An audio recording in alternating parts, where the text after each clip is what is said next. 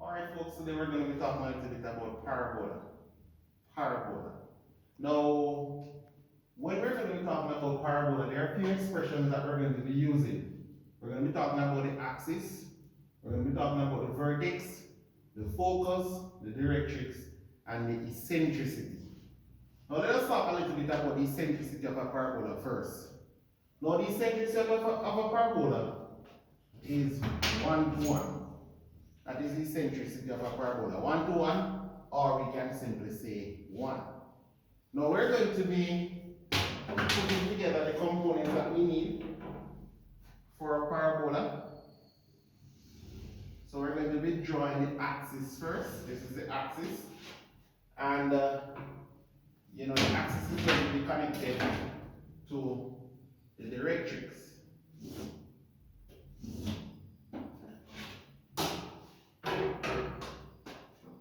So if you note right here, the axis is connected to the directrix. Let us just extend our directrix.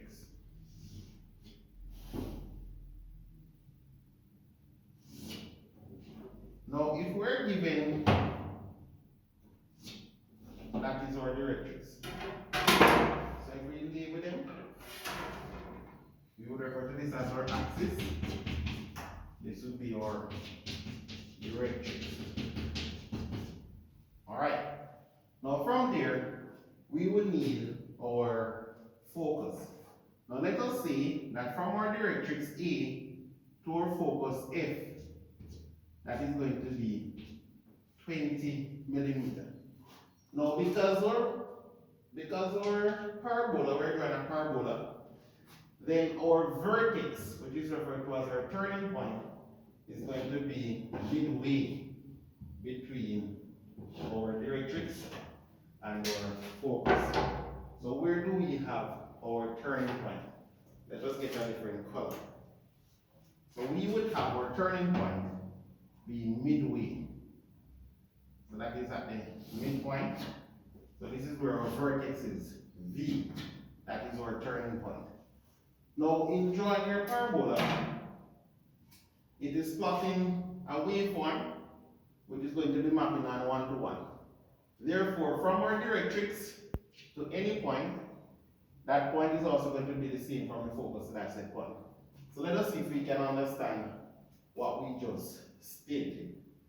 Now first and foremost, if I should get my set square, and let us say that I just draw some random parallel lines. Now in your case, you're going to be measuring lines because you'll be able to use your set squares and your ruler in doing the lines. And maybe we might just need to extend these lines to ensure that everything is. So these are parallel lines. They are parallel to our directrix. Now, remember we said that everything is 1 to 1. Now, if we open from our directrix to our first point, then that is going to be the same distance from our focus to our first point. That is what we talk about 1 to 1. Now, if we should move to the next point, which is what we have right here, and we can refer to that as A1. Let me just get another color. We could refer to this as A1, A2, A3. If we open from our directrix to A1, then from our focus, we can cut A1. If we open from our directrix to our A2, then from our focus, we can cut A2. If we open from our directrix to our A3, then from our focus, we can cut our A3. Now, if you notice, you're having a nice smooth curve that is going around. You'll be having a nice smooth curve when you connect.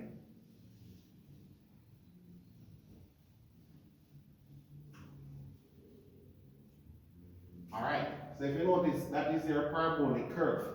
Now you're doing wine glasses for your SPA.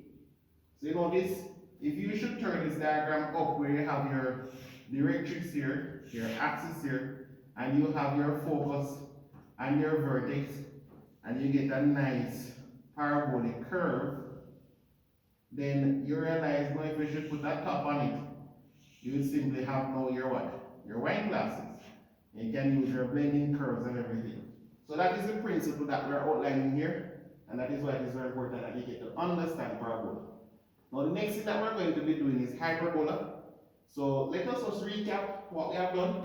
We have our directrix, we have our axis, we have our focus, and in this case our focus A to F is going to be 40 millimeter. Now we know that since the parabola, the eccentricity of the parabola is 1 to 1, then we know that our vertex is going to be halfway, or the midpoint between our A to F. So when you bisect, then that is our vertex right there. Our vertex is referred to as our turning point. Now you can simply draw some random parallel lines. Or if you want it to be unique and make a little bit more easy to connect, then you can ensure that it has equal divisions between them. Now I have drawn my parallel lines to my directrix, and then from my A to V is the same distance from my focus to V. So that is my 1 to 1, and this will talk about our turning point. From my A to F, then I take that distance and I go from my directrix rather to A1, I take that distance and I go to my focus and I cut the line. It is my A1 line, and I repeat the same for A2, go to my focus, cut the distance. And then I open from my directrix to A3, go to my focus, and I cut the distance. So what we're saying, students, is let us use A1 from my directrix, which is